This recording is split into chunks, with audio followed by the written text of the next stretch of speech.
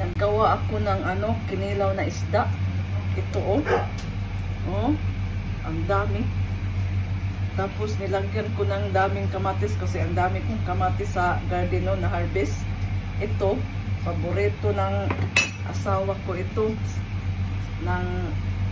Natikman niya yung recipe ng mga Pilipino na kinilaw na isda. Uy, nagustuhan man niya. Tapos kahit bukas kakainin pa niya ito.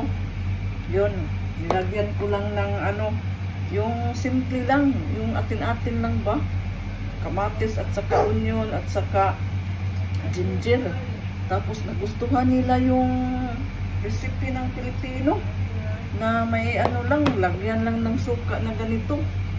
Tapos luya.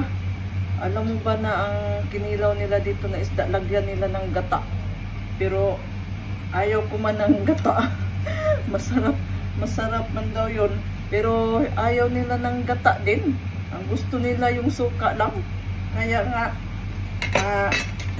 palagi ako maggawa dito ng mga kinilaw.